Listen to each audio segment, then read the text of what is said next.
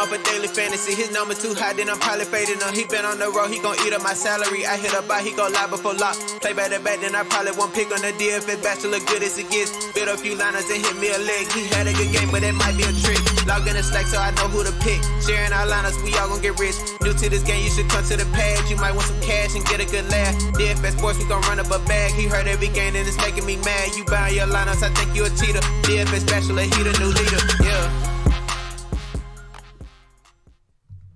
What is up, everyone? Welcome back to the Bachelor Pad. I, of course, am your host of DFS Bachelor, and I'm joined by our League of Legends DFS analyst and supermind, Mr. Mike at League of Items on Twitter. How you doing this morning, bro? What's up? Pretty good. How's everyone in the family feeling? Update? Nobody's showing symptoms. Excellent. That's what we like to hear. Still fine. Very good.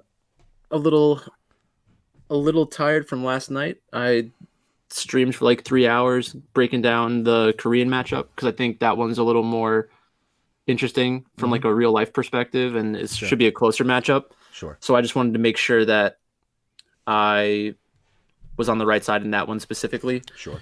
Because I think that one, the analysis, like the first level analysis, was a lot easier, where T1 has won a bunch of the games during the season, but that's like a trap. Right. So I wanted to make sure I wasn't falling into any traps. Right.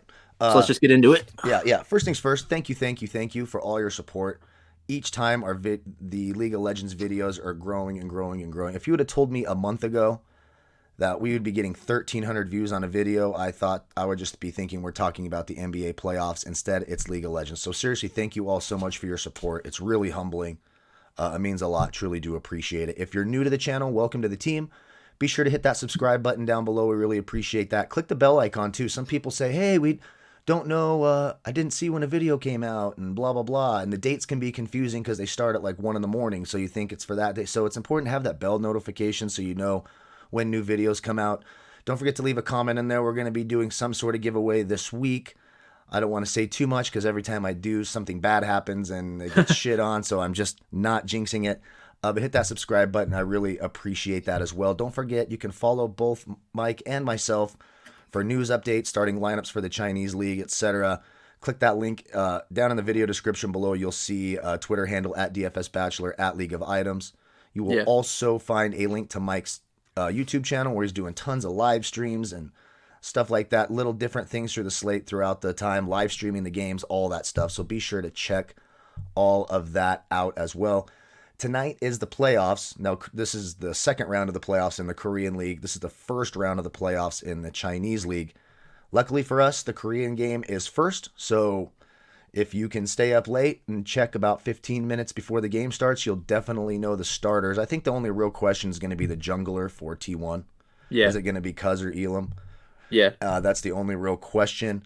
Other than that, you can follow us on Twitter. The LPL starters will be out much, much earlier. These are best of 5 sets, not best of 3. So it is a little bit different. They got to win 3 games. A 3-0 bonus goes a long way when you get those 2 games not played bonuses. Yeah, definitely. So there's a lot to look at there. Anything else before we jump into the first game? No, let's just get right into it. Let's get into it. So it's a 2-game slate. Our first game is a Korean playoff matchup, best of 5.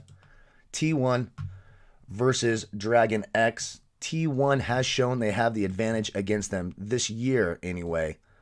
This spring session, they just beat them 2-0 back on March 27th. For the record, I believe Elam was playing the jungler for T1 during that game, if I remember correctly. T1 is the favorite. T1's the side that I like. What are your thoughts early on? Sure. So last night I did a 3-hour live stream going through the 5 matches from the regular season between T1 and Dragon X, and I also did a little bit of film study on like Dragon X versus Damwon Gaming and T1 versus Damwon Gaming. So you can find that on my Twitch if you have a couple hours to kill, or if you want to watch it on double speed. Like my Twitch channel is twitch.tv/the League of Items. So if you go to my YouTube channel or my Twitter, you should be able to find a link to it. One note about that is for everybody who has Amazon Prime. If you have Amazon Prime, you get a free Twitch sub. And if you get a free Twitch sub, you should use it on my channel. There you I'll be sure to go over and do it today as well. Cool, I'll get thanks. it done. So like it's growing a little, growing pretty fast. Like I just hit affiliate, so I'm gonna try to do more streams there because I think researching and doing the game film is going to give us edges more for real life than for DraftKings, but it's just something I think is really interesting and a lot of fun Sure. to take a look at. Sure. So in this matchup, there are a few things that we should take into consideration from like a game theory perspective, because I think everybody has the ability to go to the standings tab and see T1 and Dragon X are both 14-4 for their matches this year, which makes it seem a little bit closer. Like we're down to 3 teams in Korea. These are 3 very good teams. The betting line is -220 for T1, and I think it's -220 because they won 4 out of 5 games that they played against Dragon X this year. Right. And that's important to take a look at, like actually watch the games, because you'll realize how close some of those games were. And that's actually what I came away thinking last night. Initially, I'm a T1 fan in general. I think Faker, best player of all time. And he's the reason why you can never doubt T1. So like almost everybody is just going to say, oh, well, I assume T1 wins this matchup most of the time, which is evidenced in the money line. So before we get into what I saw on the film, I guess we should go through the salaries. And T1 is the second most expensive team on the slate, like overall. Right. So in every position, they are the second highest. The way that DraftKings and FanDuel do their scoring, you're probably going to want the winner of the LPL as your primary stack, where you're getting 4 players from there. Right. And then you'd have to blend the Korean side into it somehow. Or you could theoretically do a game stack on a 2-game slate. I think a game stack might actually work out pretty well. Sure.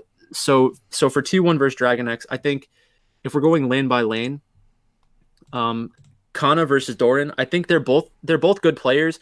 Kana had to fill in for Khan, which is funny because they have kind of similar names. But Khan went to Fun Plus Phoenix, and he's like a substitute now, even though he's being paid millions and millions of dollars. Right.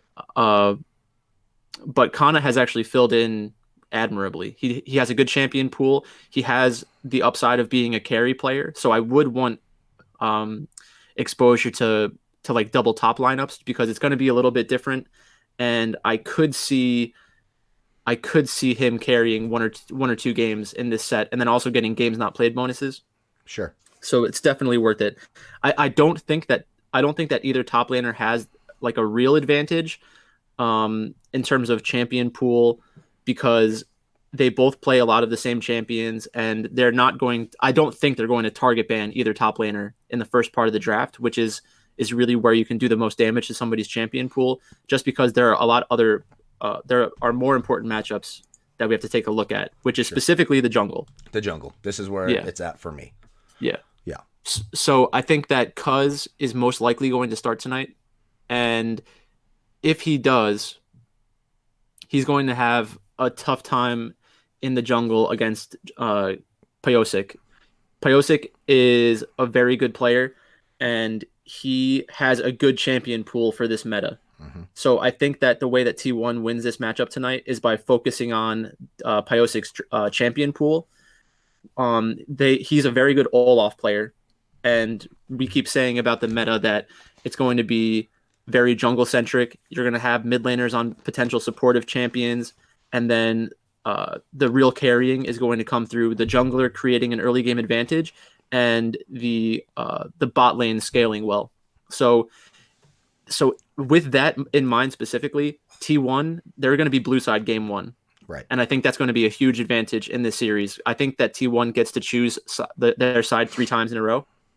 And now that the meta is becoming more solidified in terms of what everybody thinks is good, I think it's going to be a huge advantage. So in game 1, I would consider putting in a money line bet on T1, because I think their game 1 strategy is going to be ban away Olaf, and then a few other carry junglers. So junglers like Kindred, Elise, Graves, those kinds of champions, because that's going to limit how much Pyosik can carry Sure. this game. Sure.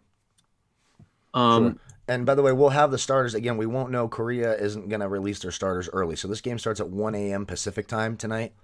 It'll probably be 12:30, 12:45 a.m. when we know which jungler for sure is going to start. I agree that's probably going to be Cuz, but they've swapped these two so much. To me, it's the biggest question on the slate on who's going to play.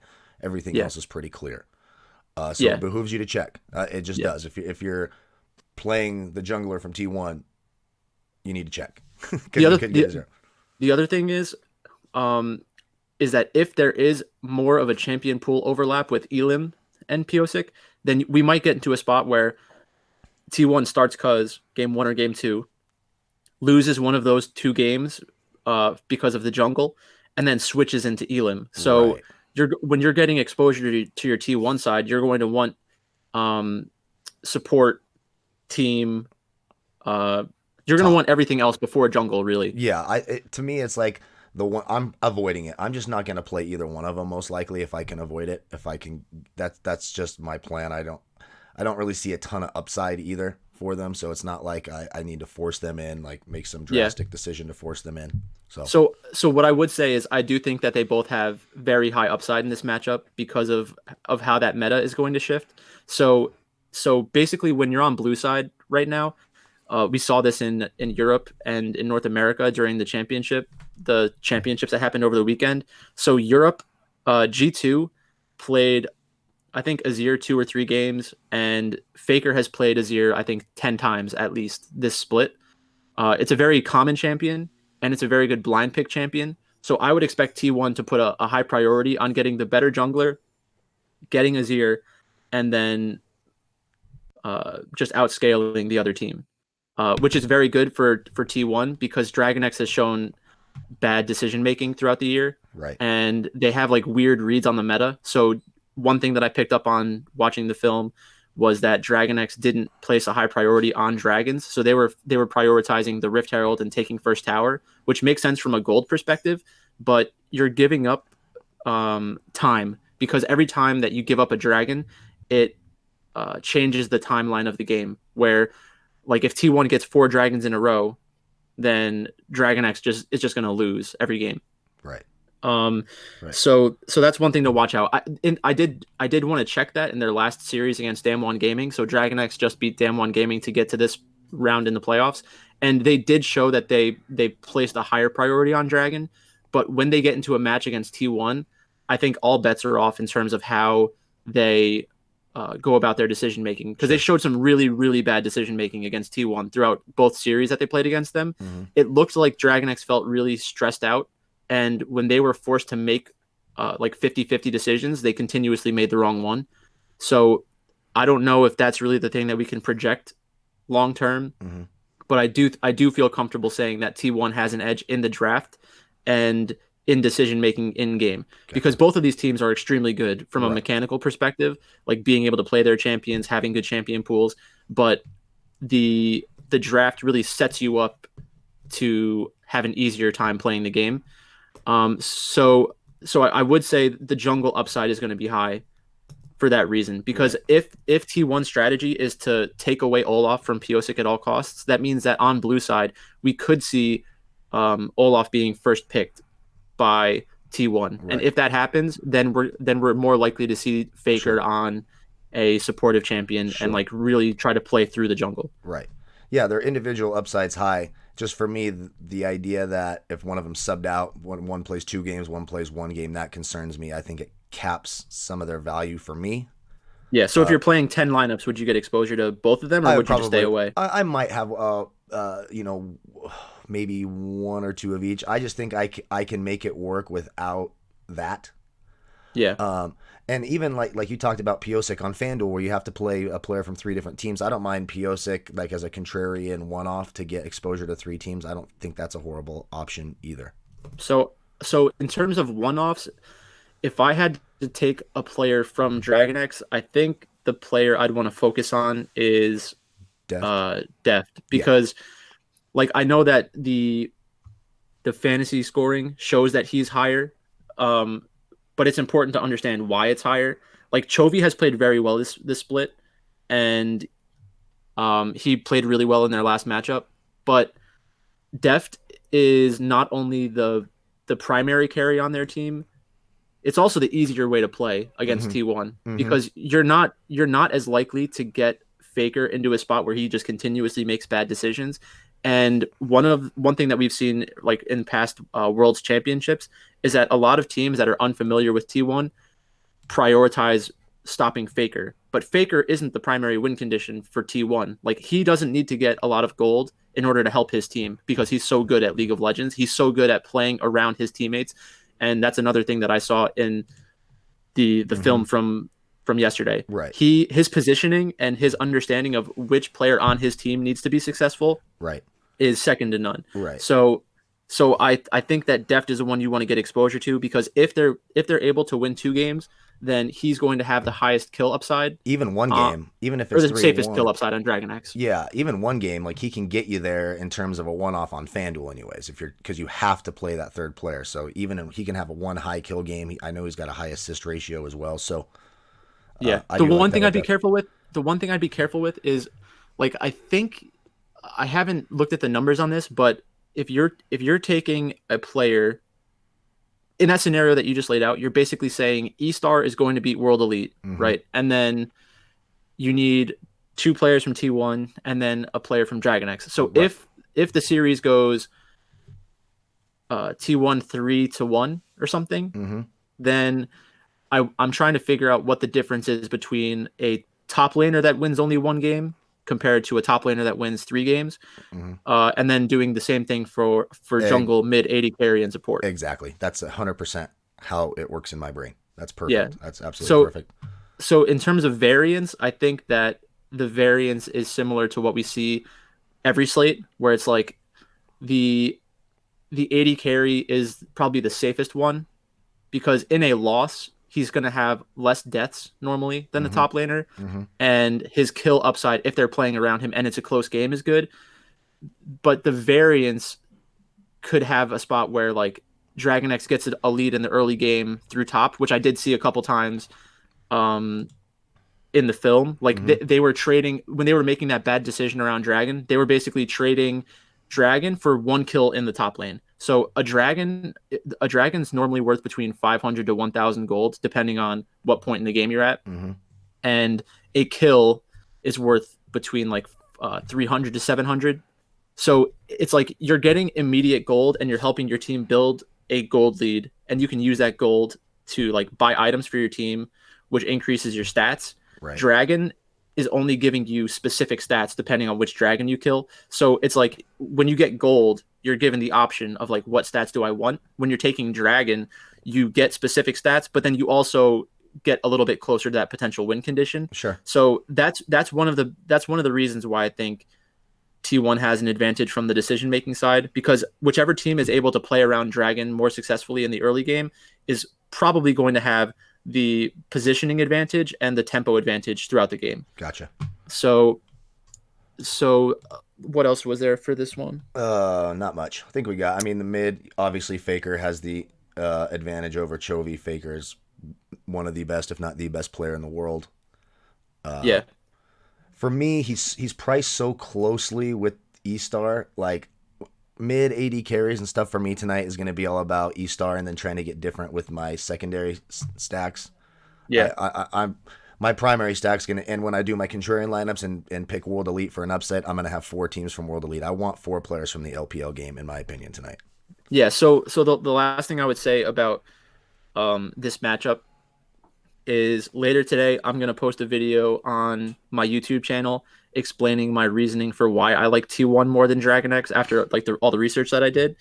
And then let me just go through real quick the reasoning between like the different ways that they win. So if T1 wins, the most likely scenario in my mind that is like most in line with the meta and the way that I think the drafts are going to go is that the jungler from T1 gets onto a better champion than Dragon X because they're going to focus on keeping Olaf away from Piosik.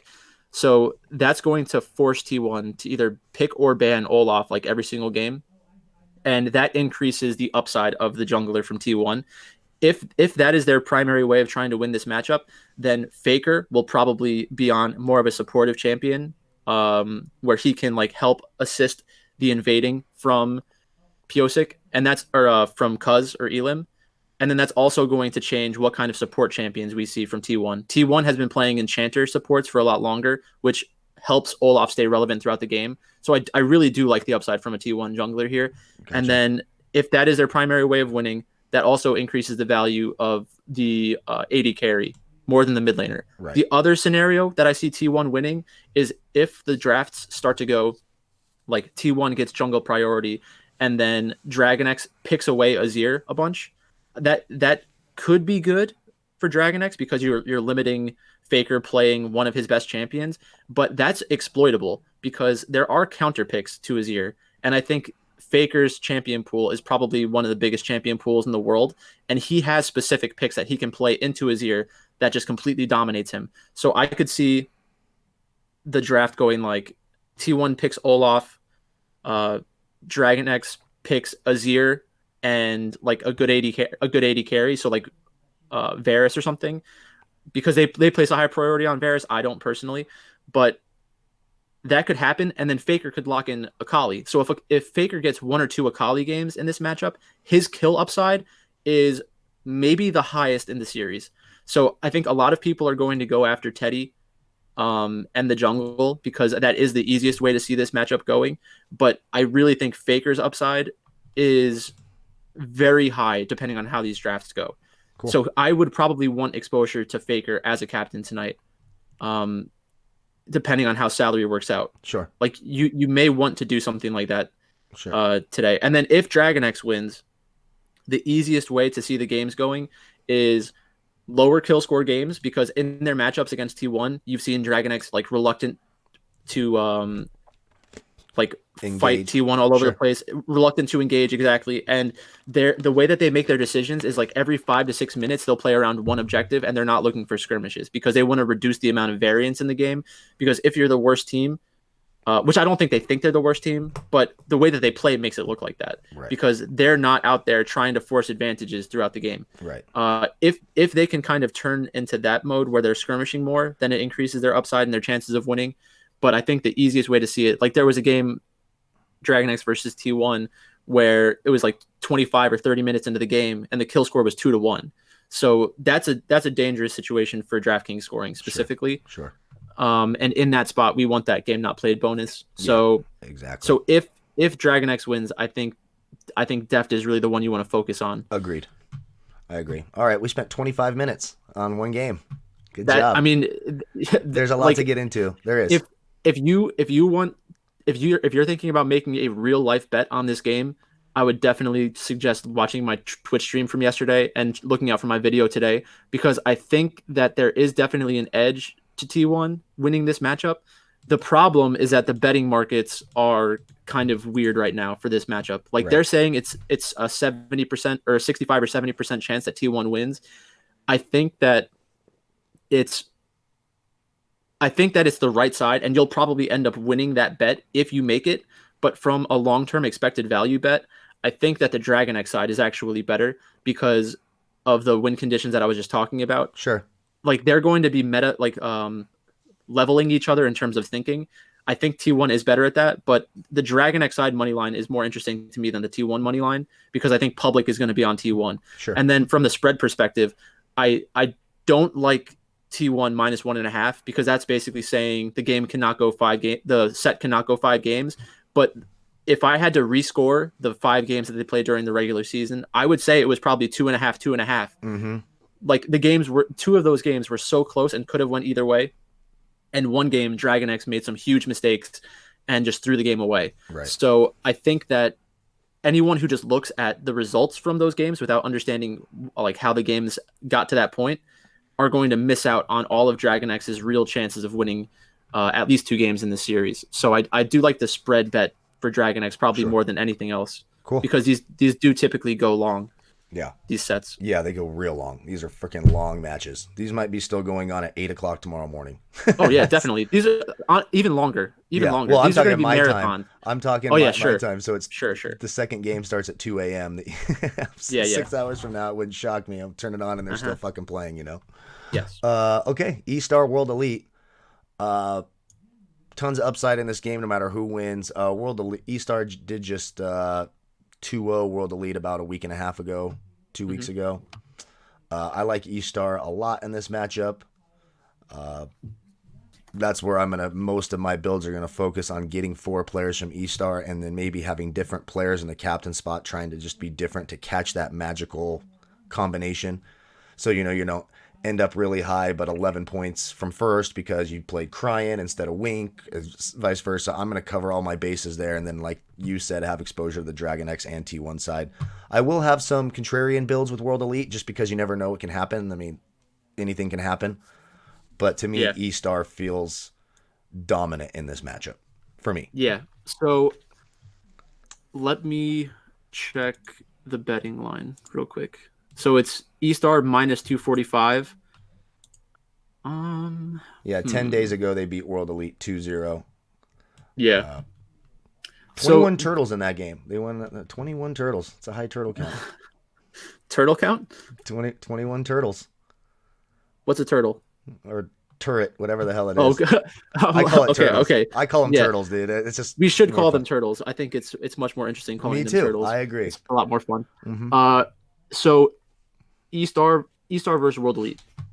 The first level of thinking that everyone's going to say is, oh, well, E-Star just destroyed World Elite, right? Right. So if you stop there, then the contrarian position would be like, pick World Elite, don't worry about it. Mm-hmm. The difference is that in Draftkings, we become so focused on like roster construction and potential ceiling and all that kind of stuff that I think that World Elite is going to go over-owned, basically. I think that if you take a look at the stream that Dark Sheep and I did the other day, we looked at the money line and its implications on the percentage of times, or the percentage of lineups that a team shows up in.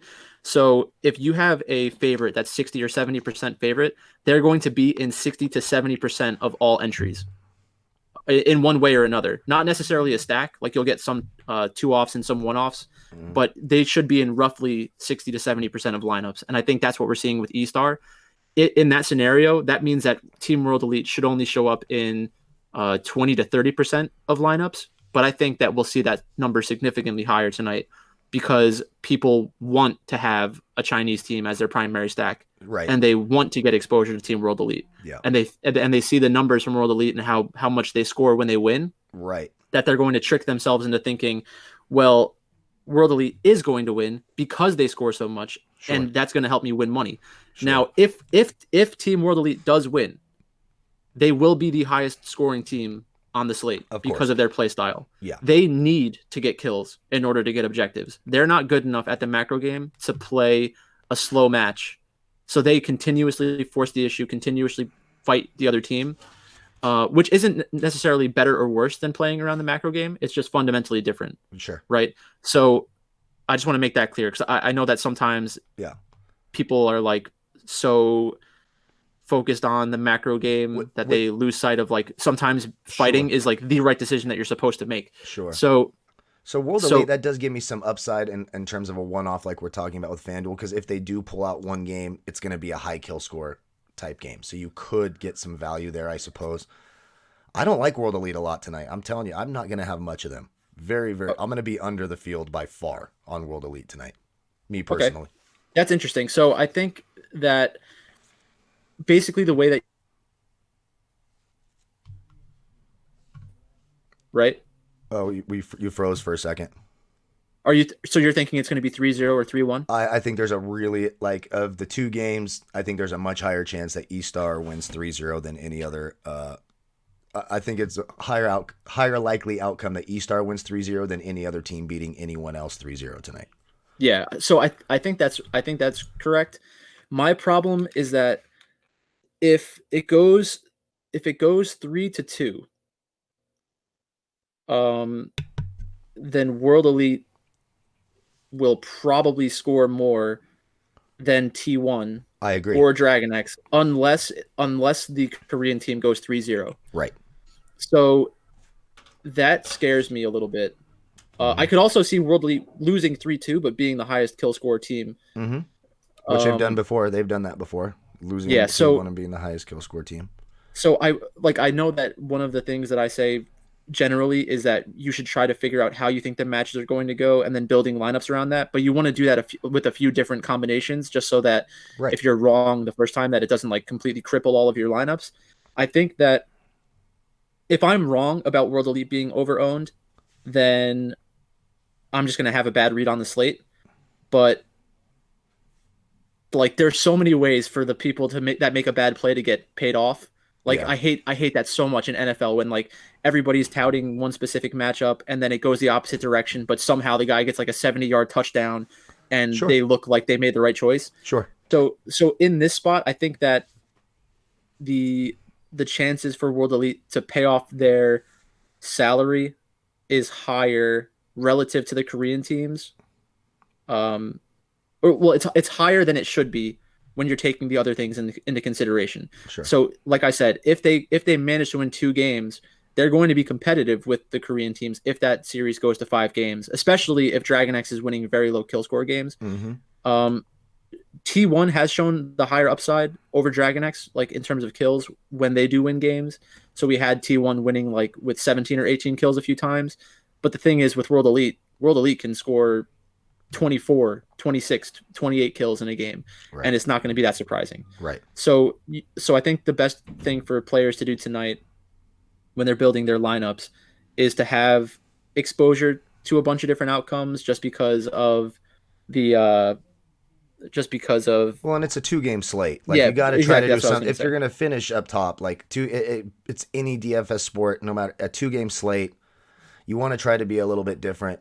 Include some of your chalky lineups in there because there's a good chance your chalk lineup could, chop, with everyone else at the top, which there's worse scenarios than chopping for first. I mean, it's not ideal, especially, it's supposed to be 20,000 for first and I won $495. I know that it can be a little heartbreaking, but you still won $500. So you got to include both scenarios. It's not hard to, you can you could basically stack each team with each other by building 4 lineups. With 8 lineups, you can give yourself 2 different combinations of 4 different outcomes. And I don't think that's a terrible way to do it. So if you're typically playing $20 and you're playing 5 $4 lineups, tonight might be the night where you maybe play a little bit cheaper contest and have more entries, giving yourself more exposure to a wider range of outcomes because it's a 2-game slate. So even if you pick this perfectly, you could be, 15 you could points. be far outside of the cash. Even if you could all the be games right tonight. That's what sucks. Yeah, you could be 15 points from first and be barely cashing because everything could be very, very, very close. So, I mean, we're in the playoffs, 2-game slate. Take a chance, make some unique lineups. I would say expand your player pool and your ranges of outcomes and play cheaper contests staying within your budget is how I would approach tonight. Yeah. So the last thing that I'd want to say is that if World Elite wins tonight, it's going to be because they have a great read on the meta. So a lot of people who are making the World Elite sucks argument right now are looking at the entire split and like all of the different patches that we played on and all their different matchups against other teams. In their past couple of games, the champions that they've been focusing on in the drafts are the ones that I want teams to be on. So they might just have a good read on the meta. And even though they're less talented than some other teams, they might just actually put themselves into spots through drafting that they can win the match like relatively easy.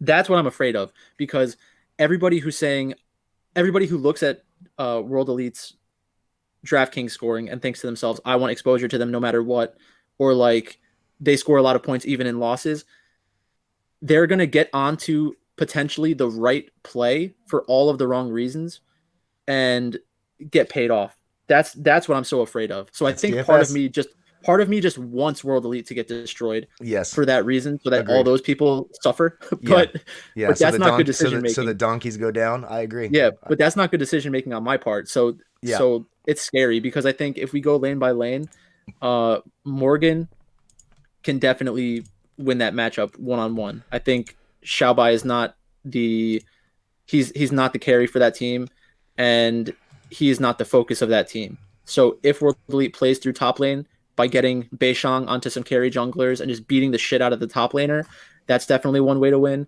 I could see Teacherma playing things like Galio and going like side lane to side lane, building up leads for the other lanes, and then like being more of a supportive player in that respect. And then Xiaomeng, we've seen how many kills he can get in a win.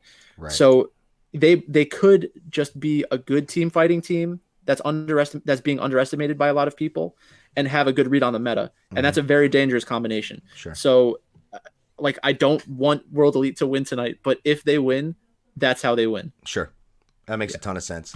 Anything else on this slate that we want to go over? I think we did 35 minutes on 2 games. That's pretty thorough. That was well done. Yeah. That was well done. I mean, obviously for me, my favorite is E-Star. I like E-Star a ton. I think a lot of people will, but I still think they'll be the main stack in the first place lineup some one way, shape, or form, no matter how many people chop with it. It's hard for me to see a scenario where they're not. Like you said, if World Elite upsets them, then of course it would be World Elite. The winner of the LPL game needs to be your primary stack, in my opinion, for you to finish in first. That's how I see it going. That's definitely the easiest outcome to project. And I think that keep it simple, stupid. Kiss. That's what I always say. Keep it simple. I definitely get that. I just think that the upside of the players on T1, if T1 wins, is very high. And I think a lot of people are going to be surprised when they watch these matchups tonight, because we could see the games being a lot more explosive than the regular season. Sure. In the regular season, when a good team plays a good team, it does slow down a little bit, and they don't really care about getting killed. It's more about the macro game, because they're testing themselves to see if they like can win that way. Right. Because that's a much more difficult style to play. Sure. So it's kind of like an ego thing when they get into those matchups. But at the same time, when you're a good team, you know when you have to fight. And if we get 1 or 2 games where T1 is just like dominant over Dragon X, I could see Dragon X just start throwing themselves at T1, trying to make it a more explosive match. Gotcha. Because that's typically how teams that get frustrated against T1 kind of go about it. They just start making hyper aggressive plays in the mid lane, and sometimes they work, most of the time they don't. Gotcha. I think that's everything. Again, thank you all so much for watching and making us a part of your day every day. We're going to be covering all these LPL and LCK playoffs. Then it's only like a couple weeks off. They come back in May, so there's only a few weeks off, if that, once the playoffs are all over.